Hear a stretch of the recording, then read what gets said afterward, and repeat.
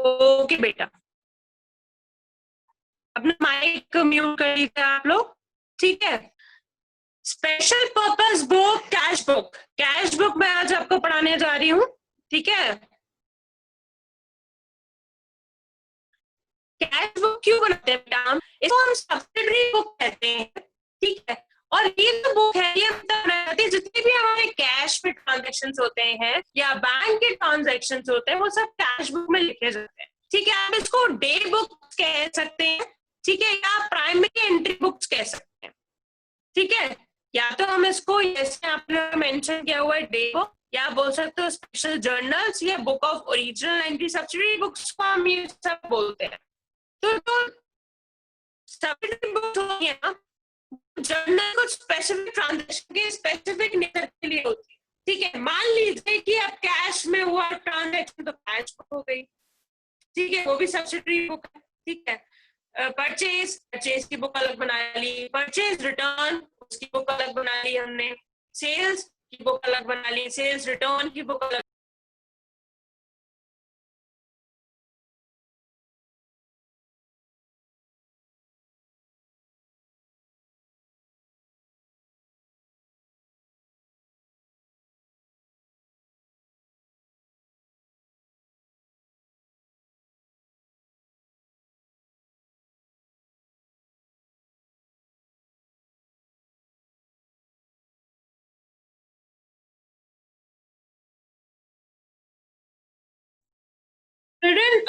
कुछ एरर था, ठीक है, वो कनेक्शन बार बार आ जा रहा था, बट डोंट वरी, अभी प्रॉब्लम नहीं होगी। I don't know what happened today.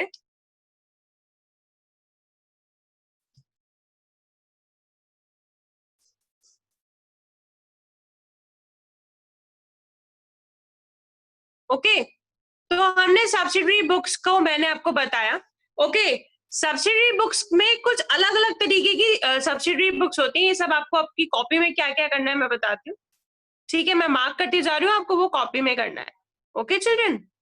आप जो नोट्स पूछते हैं ना वो यही नोट्स है। कैश बुक पहली सब्सिडरी बुक, इस बुक में सारे ट्रांजेक्शन रिकॉर्ड होते हैं जो कैश रिसेप्ट से रिलेटेड हो और कैश पेमेंट से रिलेटेड हो। ये वो सारे ट्रांजेक्शन, बैंकिंग ट्रांजेक्शन भी रिकॉर्ड करता है जो जब पेमेंट्स और रिसेप्ट से रिलेटेड हो, ओके चिल्ड्रन। ये था आपका कैश बुक इसलिए बनाई जाती है, इस चैप्टर में हम केवल कैश बुक पढ़ेंगे।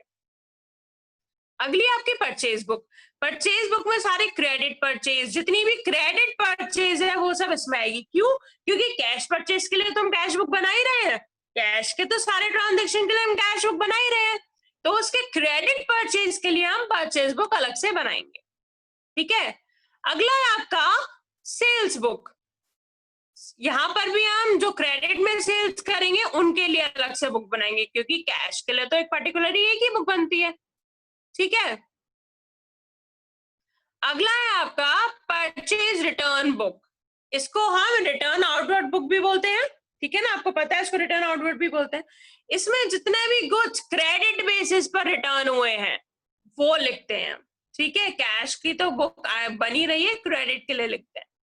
ऐसे ही हम सेल्स रिटर्न में करते हैं, सेल्स रिटर्न में भी जितनी हमारी सेल्स जो क्रेडिट पर हुई है वो रिटर्न हुई है, ठीक है ना, कस्टमर को हमने रिटर्न करे या फिर कस्टमर के द्वारा रिटर्न हुई है हमें, तो वो भी हम यहाँ पर लिखते हैं, ठीक है। ये कुछ बुक्स हैं आपकी जिसको हम सब्सिडरी बुक्स कहते हैं, ठीक है। और आगे आता है आपका जर्नल प्रॉपर। जर्नल प्रॉपर क्या होता है बेटा, ये सब आप कॉपी में लिखेंगे जो मैं ब्लू लाइन से मार्क कर रही हूँ।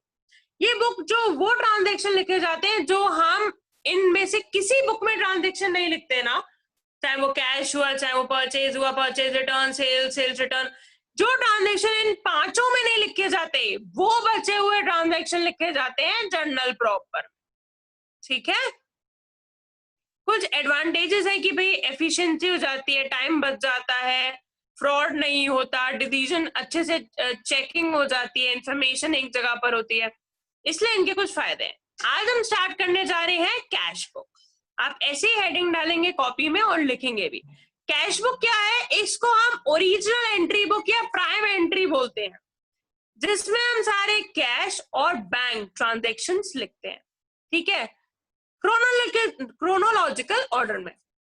ओके चिल्ड्रन, आई होप आपके ये चीज समझ में आई होगी कि हम इसको क्रोनोलॉजिकल ऑर्डर में लिखते हैं। मैंने जो ब्लू से मार्क किया था आप केवल वही लिखेंगे कॉपी में, ठीक है।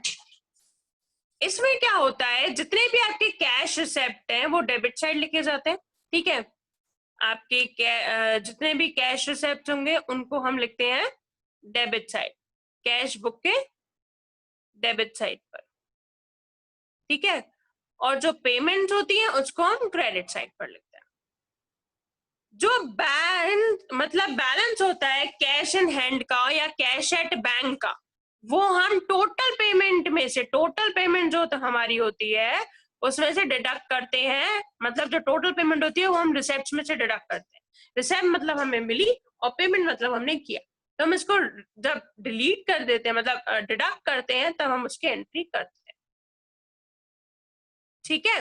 आगे बढ़ते इसी तरीके से कैश बुक हमें बताती है कि कैश इन हैंड मतलब जो कैश हाथ में आया वो बैलेंस क्या है, और कैश जो बैंक में है सेम पॉइंट पर उसका क्या बैलेंस है। ये था आपका कैश बुक, ठीक है। कैश बुक का छोटा सा इंट्रोडक्शन। कुछ इंपॉर्टेंट फीचर्स है वो मैं आपको बता चुकी हूँ। इसमें हम क्रेडिट ट्रांजेक्शन नहीं लिखते क्योंकि उसके लिए हम अलग से बुक बनाते हैं। कैश बुक एक सब्सिडरी बुक भी है और एक प्रिंसिपल बुक भी है। सब्सिडरी बुक क्यों है, क्योंकि इसमें कैश और बैंक के ट्रांजेक्शन लिखे जाते हैं और जर्नल में नहीं लिखे जाते एज सच, ठीक है। और जितने भी हमारे आप बोल सकते हो इसको हम ओरिजिनल एंट्री भी बोलते हैं। और प्रिंसिपल बुक क्यों है, क्योंकि कैश बुक एक तरीके से लेजर भी है। ये इस तरीके से बनाया जाता है, कैश अकाउंट की तरह बनाया जाता है, तो ये एक तरीके से लेजर भी है। बल्कि cash and bank account laser में नहीं प्रिपेयर किया जाता है, ठीक है। इसलिए हम इसको डायरेक्ट ट्रायल बैलेंस में लिखते हैं कैश बुक से। ये इंपॉर्टेंट है, कैश अकाउंट और कैश बुक में क्या डिफरेंस है। कैश बुक में डिफरेंस है बेटा,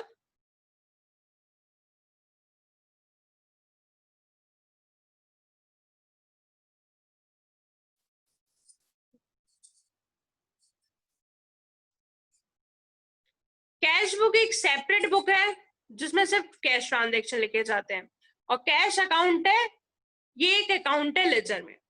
कैश बुक मेंटेन की जाती है जब कोई जरूरत नहीं होती कैश अकाउंट ओपन करने की, और जब हमें कैश ट्रांजेक्शन रिकॉर्ड करने होते हैं उसके लिए कैश अकाउंट ओपन करने की जरूरत होती है।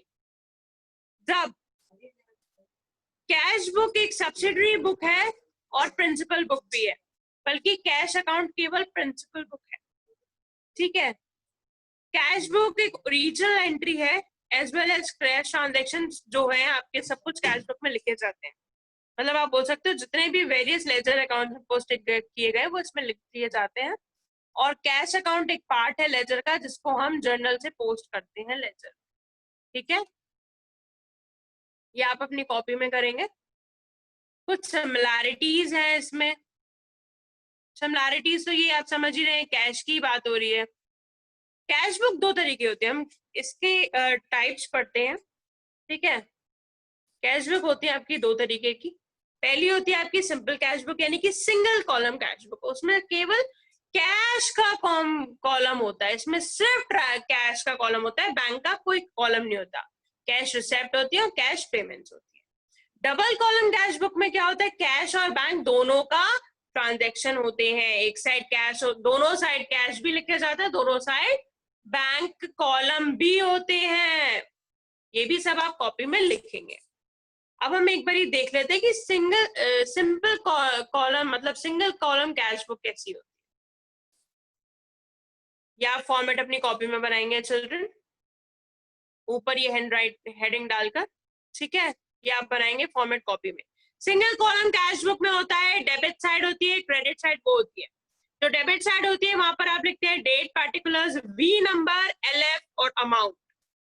अमाउंट में अगर कैश बुक सिंगल कॉलम में तो केवल कैश का ही अमाउंट है, तो इसलिए अमाउंट लिखा है हमने। ऐसे ही हम बाय साइड लिखते हैं date, particulars, V number, LF, amount. ये क्रेडिट बैलेंस यानी कि क्रेडिट साइड इधर आता है और डेबिट साइड उधर। ये आपकी रिसेप्ट साइड और वो है आपकी payment side. As it is आप अपनी कॉपी में बनाएंगे जैसा ये फॉर्मेट है, और इस फॉर्मेट को अपने दिमाग में उतार लेंगे सो दैट आपको क्वेश्चंस करने में इजी होगा।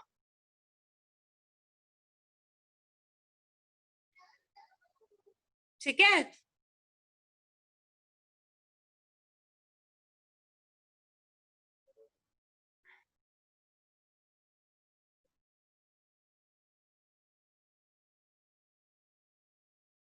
इसका एक क्वेश्चन देख लेते हैं बच्चों। रिकॉर्ड द इशिता, कुछ पूछना है आपको? यस पूछिए बेटा। मैम ये बी नंबर कौन सा है ये? बी नंबर कुछ नहीं है बेटा, सिर्फ जबरदस्ती का कॉलम बनाया हुआ है। अगर क्वेश्चन में दे रखा होगा तो, वरना ये पूरा खाली रहता है। LF वाला भी खाली रहता है, बी नंबर भी खाली रहता है। ठीक है, okay ma'am, okay, thank you ma'am.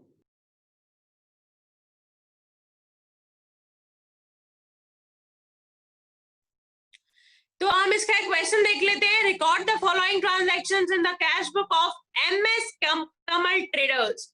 हमें जनवरी का पूरा ट्रांजैक्शन लिखना है 2017 का। दे रखा है 1 जनवरी को कैश इन हैंड है 40,000, रेंट पे करी 4 तारीख को 2,000, 6 तारीख को इंटरेस्ट रिसीव्ड हुआ है कैश में 3,000, 15 तारीख को कैश परचेजेस हुआ है 4,000, 25 तारीख को कैश सेल्स हुआ है 8,000 एंड लास्ट यानी कि 31 जैन को सैलरीज पे हुई है 2,000 रुपए। अब सिंगल कॉलम कैश बुक हमें बनानी है, वो हम ऐसे बनाएंगे। कैसे बनाया हमने? डेट पर्टिकुलर्स बी नंबर खाली रहा, LF कॉलम खाली दिख गया आपको। एक मिनट बच्चों,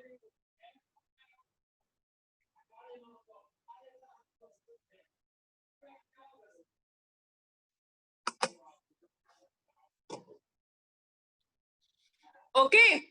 date particulars V number LF amount, ये डेबिट साइड हो गया। Date particulars V number LF amount, ये हो गया आपका क्रेडिट साइड।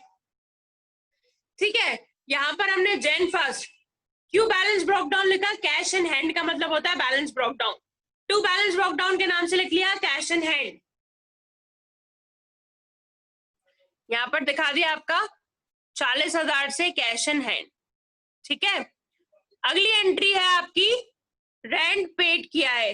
ठीक है, नहीं, अगली एंट्री है 4 तारीख की, क्योंकि रेंट दिया है तो पेमेंट्स हमारी इस तरफ आएंगी, तो हमने लिख ली 2,000 rent paid.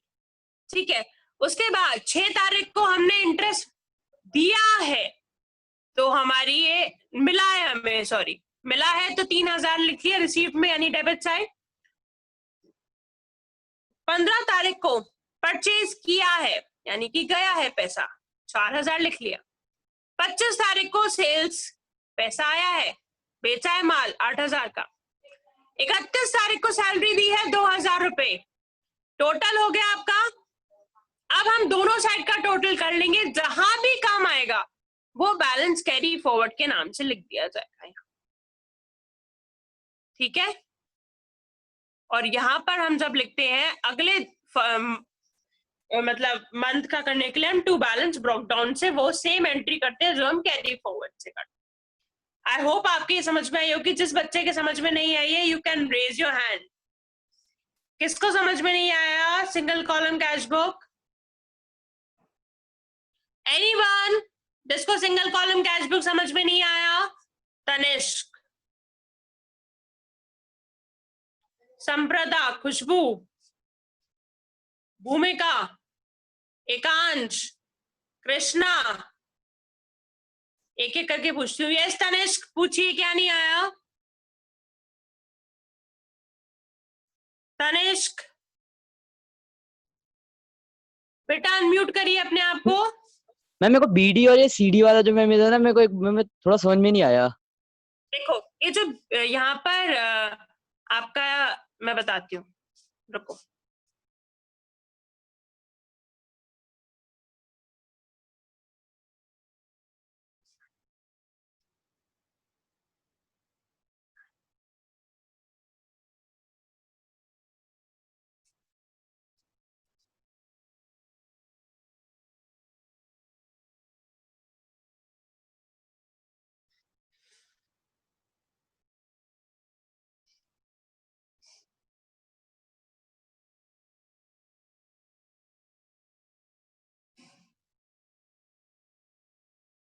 Balance CD.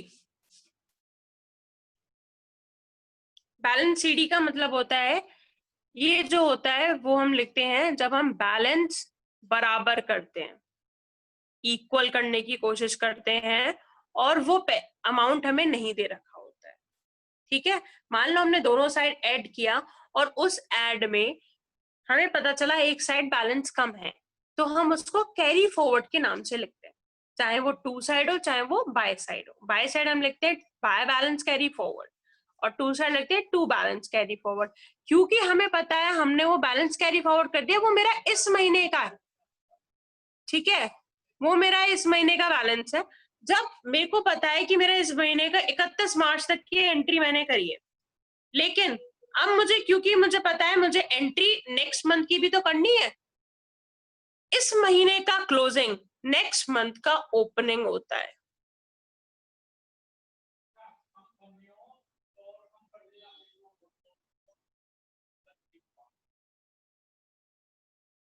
Opening balance को हम टू बैलेंस ब्रोक डाउन के नाम से लिखते हैं। समझ आया आपके? अभी कोई दिक्कत? क्लोजिंग बैलेंस को हम कैरी फॉरवर्ड के नाम से लिखते हैं और ओपनिंग बैलेंस को हम टू बैलेंस ब्रोक डाउन के नाम से लिखते हैं। ठीक है,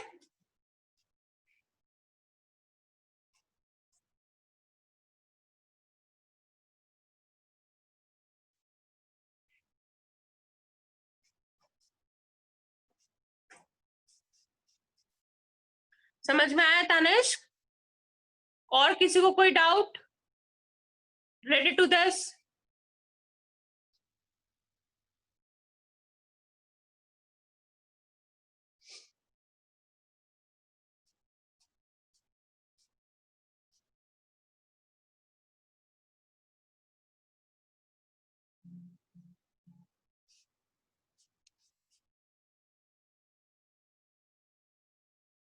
एक क्वेश्चन और देख लेते हैं, ठीक है, आपके डाउट क्लियर हो जाएगा।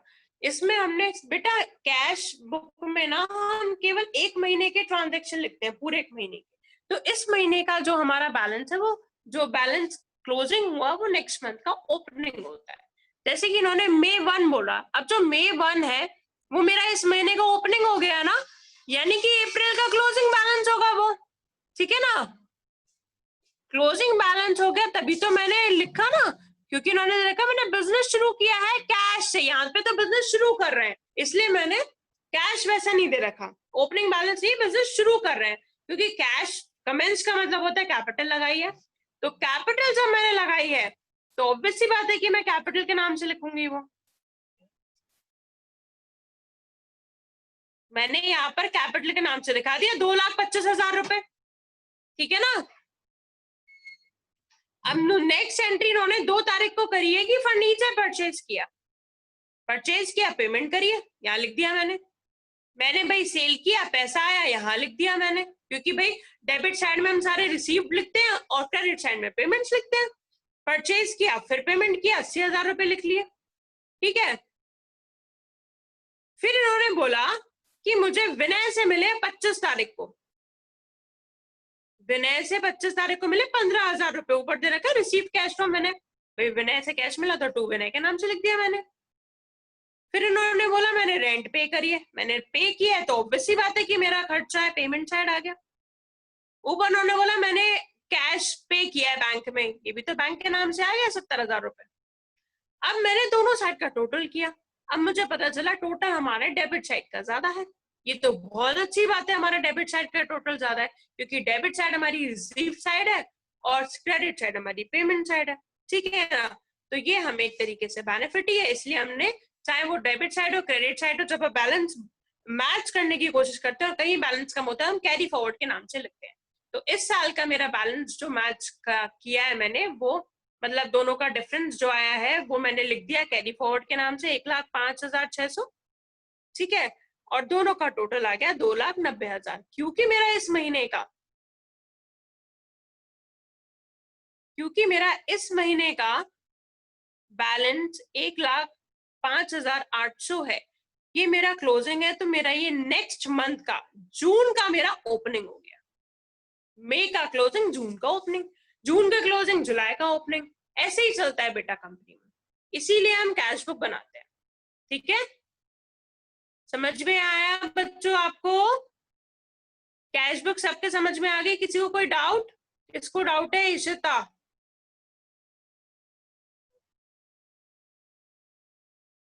क्या डाउट है? इशिता पूछिए। मैम अगर ये डेबिट साइड की तरफ अमाउंट कम होगा तो क्या लिखेंगे? तो भी हम लिखेंगे, तो यही बाय बैलेंस, लिखेंगे? तो हम to balance carry forward, to लिखते हैं ना डेबिट साइड, तो टू बैलेंस कैरी फॉरवर्ड। अच्छा, तो टू बैलेंस कैरी फॉरवर्ड, और हाँ तभी बीडी वाला कॉलम तभी बनेगा? बिल्कुल, क्यों नहीं बनेगा भाई? मेरा इस ये महीने का तो होगा ही वो। वैसे जहां तक है, क्योंकि मेरा बैलेंस बचा है तभी मेरा इस महीने का ओपनिंग हुआ है। बैलेंस जब मेरे को लॉस होगा भाई, तब मेरे पास लॉस ही होगा। टू साइड इसलिए नहीं आएगा आपका, क्योंकि टू साइड का मतलब आपको लॉस हुआ है, आपको रिसीव्ड कम हुआ है, पेमेंट ज्यादा किया आपने, हाँ तो लॉस है मेरा। मेरा ओपनिंग कहाँ से हो जाएगा भाई? जब बैलेंस बचेगा तभी तो मैं ओपनिंग करूंगी, और ठीक क्रेडिट है। साइड का मतलब ही हो गया बैलेंस बचा है मेरा। ठीक है, okay ma'am. Anything else? Ekansh को कुछ पूछना है? यस एकांश? मैम इसमें डेबिट साइड हो सकता है मैम। डेबिट साइड होगा तो इसका मतलब हो गया कि हमने पेमेंट ज्यादा कराया, लेकिन मैम हमारे पास कैश ही नहीं बचेगा तो पेमेंट कैसे करेंगे? बेटा कैश डेबिट साइड हमारा, ऑब्वियस सी बात है, वही तो मैं समझा रही हूँ। डेबिट साइड, क्रेडिट साइड है बेटा पेमेंट, डेबिट साइड तो हमारा रिसीव्ड आता है, मैम हमें वो जो मैम मिला है पैसा। टू क्या बैलेंस बेटा? तो ma'am, to balance debit side कैसे हो सकता है?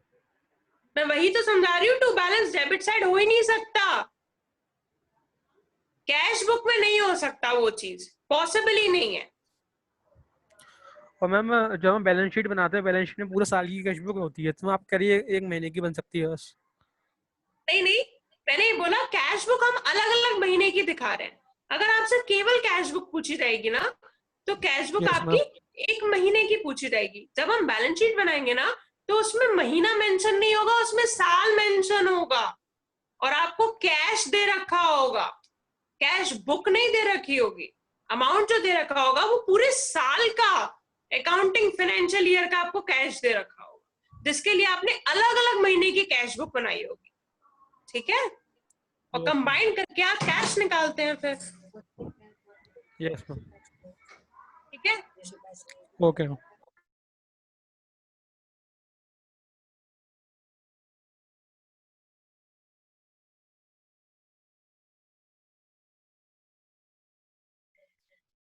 चिल्ड्रन और किसी को कोई डाउट है?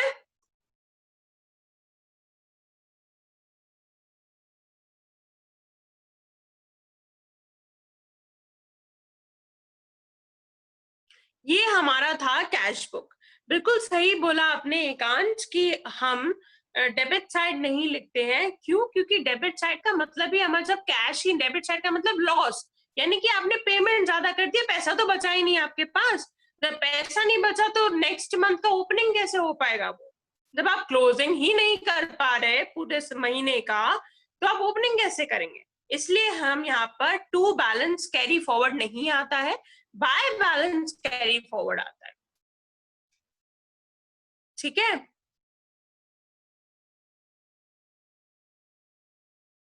आई डोंट थिंक अब आपको कोई डाउट है children. Anything, anyone is having this? ये जो चैप्टर है आपका कैश बुक का, मैंने अभी यहीं तक करा है, ये चैप्टर फिनिश नहीं हुआ है। ठीक है, हम इसी के आगे कंटिन्यू करेंगे, लेकिन आज आप पहले सिंगल कॉलम कैश बुक करेंगे, डबल कॉलम कैश बुक मैंने आज आपको नहीं सिखाई है। ठीक है, तो सिंगल कॉलम कैश बुक में किसी को कोई डाउट हो तो आप मुझसे अभी पूछ सकते हैं। फिर मैं आज आपको ट्रायल बैलेंस का भी होमवर्क देने वाली हूँ, और सिंगल कॉलम कैश बुक का भी होमवर्क दूंगी। ठीक है,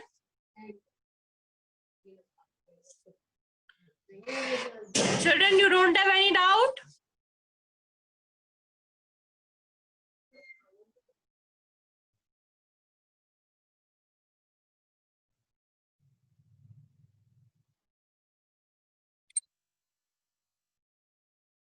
okay, if you don't have any doubt, ठीक है, I am going to over my class. Next period है आपका बीएस का, जो हमारा कल का रिवीजन थोड़ा सा रह गया था चैप्टर 2 का, वही मैं आगे कंटिन्यू करने वाली हूँ। ठीक है, थोड़ा रिवीजन ज्यादा है। ओके, चलिए, आपको कोई डाउट नहीं है, I am going to end my class. Time up भी होने वाला है, 2 minutes are left. Thank you class.